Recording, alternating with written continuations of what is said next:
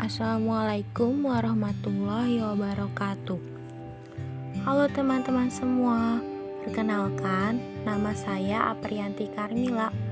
Saya mahasiswi semester 6 dari program studi Bahasa dan Sastra Arab di UIN Syarif Hidayatullah, Jakarta.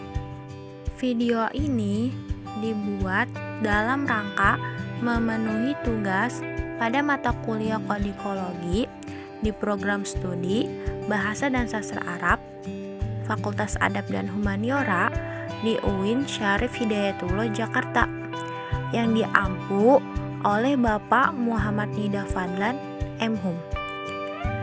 Di sini saya akan mengulas mengenai kertas Eropa, watermark, dan countermark. Apa sih kertas Eropa itu? Kertas Eropa merupakan salah satu jenis kertas modern yang digunakan sebagai media tulis pada zaman penjajahan Belanda di Indonesia. Pada umumnya, kertas ini diimpor dari negeri Belanda. Secara kasat mata, kertas Eropa ini memiliki ketahanan kertas yang lebih kuat dibandingkan dengan kertas lainnya. Kertas Eropa biasanya bergaris-garis dan memiliki watermark atau tanda air pada tiap lembarannya sebagai penanda dari mana kertas tersebut berasal. Di gambar ini bisa kita rincikan lagi. Yang arah panah pertama itu light lines, yaitu garis tipis tuh. Terlihat ya di gambar sesuai dengan arah panahnya. Nah, kemudian selanjutnya itu ada chain lines, yaitu garis tebal. Nah, itu terlihat ya di gambar juga dari arah panahnya itu yang menunjukkan garis tebalnya. Nah, kemudian watermark, yaitu watermark itu cap kertas. Nah, cap kertas itu merupakan tanda gambar yang berada di salah satu muka selembar kertas Eropa kosong. Ya, jadi cap kertas itu tuh yang gambarnya itu ya berupa gambar gitu di dalam kertas Eropa. Nah, kemudian countermark, yaitu cap bandingan. Nah, biasanya cap bandingan itu berada di halaman sebelahnya berupa huruf tanpa gambar. Jadi perbedaan watermark dan countermark itu, kalau watermark itu cap kertasnya, cap kertas yang berupa gambar. Nah, kalau countermark itu cap bandingan, cap yang biasanya tuh cuma tulisannya doang gitu, berupa hurufnya gitu. Jadi watermark dan countermark itu saling berkaitan dalam kertas Eropa. Kalau kita menemukan watermark pasti nanti kita menemukan juga countermark dan sebaliknya gitu. Pak Jones mengatakan dalam artikelnya mengenai karakteristik kertas Eropa bahwa kertas Eropa is very communicative, sangat komunikatif. Mungkin seperti bisa diajak ngobrol gitu ya, semacam ya seperti itu. Sehingga ketika kita ada pertanyaan nih kepada kertas Eropa, dia bisa memberi jawaban dan kita akan lebih mudah melakukan penelitian mengenai kertas Eropa. Kertas Eropa juga dapat menceritakan kepada kita bagaimana dia dibuat, apakah dicetak atau ditenun, dan juga bisa menceritakan kepada kita bagaimana ukurannya dan seberapa besarnya. Bahkan kertas Eropa ini bisa memberitahu kita bahwa dia dibikin di negara mana. Lebih rincinya lagi, dibuat di pabrik mana, siapa yang bikin. Jadi kertas Eropa itu memiliki kejelasan. Ya, kita dapat memahami bagaimana kertas Eropa tersebut. Ya, seperti bergaris-garis dan memiliki watermark atau countermark pada tiap lembarannya. sebagai penanda dari mana kertas tersebut berasal. Selanjutnya, watermark. Apa yang dimaksud dengan watermark? Pengertian watermark. Istilah kata watermark digunakan bukan dikarenakan adanya kandungan air dalam kertas tersebut. Kata watermark tidak berhubungan dengan asal katanya seperti water yang berarti air. Namun, istilah kata watermark itu sendiri belum diketahui artinya. Menurut Marilyn, watermark merupakan simbol atau gambar yang terdapat pada sebuah kertas yang dapat terlihat jika kertas tersebut diterawang ke arah cahaya. Dalam kertas buatan tangan, bentuk watermark sudah menyatu dengan cetakan kertasnya. Sejarah watermark. Asal mula watermark diawali dengan teknik yang dikembangkan mulai pada akhir abad ke-13, tepatnya dari tahun 1264 di Fabriano, Italia mengawali suatu revolusi dalam industri kertas. Italia menjadi negara pengekspor pabrik kertas yang modelnya bermunculan di berbagai negara Eropa.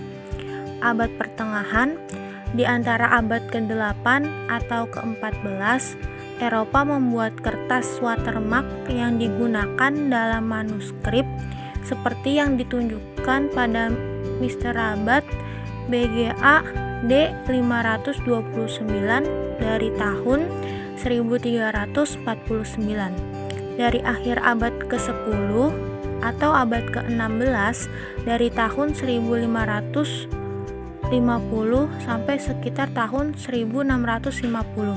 Kertas yang paling sering ditemukan yaitu kertas watermark Venesia, dan pada paruh abad ke-12 atau abad ke-18 muncul kertas watermark dengan motif 3 bulan sabit bersamaan dengan tanda kertas Prancis atau Kekaisaran Ottoman. Negara-negara penghasil watermark. Yang pertama, tahun 1100 pabrik kertas di Fez. Yang kedua, abad ke-12 pembuatan kertas di Spanyol. Yang ketiga, tahun 1276 di Italia. Yang keempat, tahun 1338 di Perancis. Yang kelima, tahun 1398 di Jerman. Yang terakhir, tahun 1438 di Belanda. Jenis-jenis bentuk watermark antara lain, yang pertama, Propatria Fullscape Belanda tahun 1704 sampai 1810. Yang kedua, Lambang Amsterdam tahun 1635 sampai 1796. Yang ketiga, Penunggang Kuda Kerajaan Belanda tahun 1762 sampai 1796. Yang keempat, gambar dengan tulisan Made in Austria. Yang kelima, gambar monogram Kerajaan Inggris tahun 1687 sampai 1775.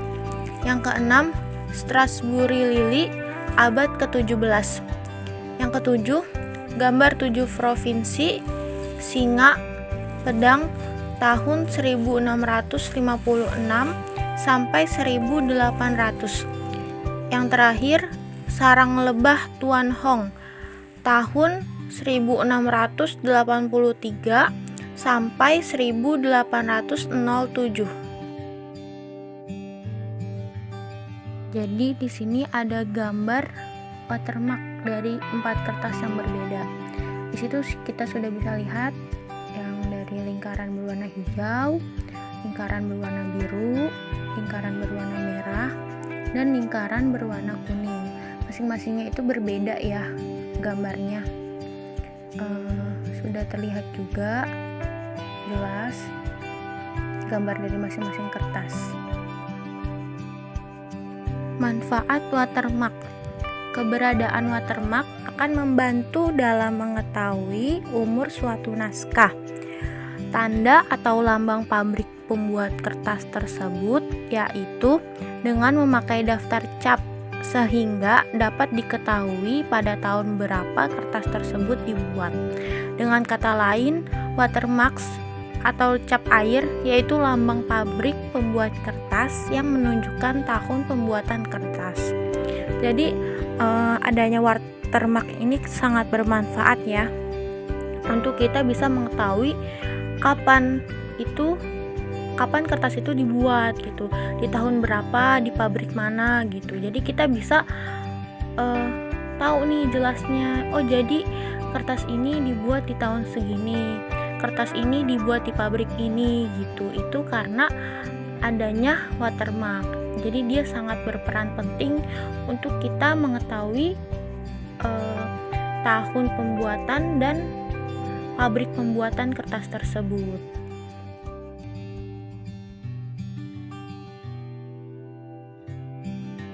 Terakhir, countermark. Apa itu countermark? Countermark, cap tandingan.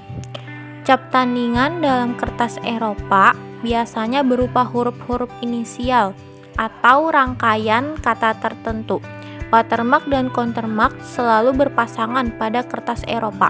Menurut Russell Jones, ahli kertas Eropa dalam naskah-naskah Nusantara, identifikasi terhadap countermark sangat penting, bahkan lebih penting daripada watermarknya. Ya, dari pembahasan sebelumnya kita sudah membahas tentang watermark. Ya, watermark itu kan merupakan gambar yang ada pada kertas Eropa.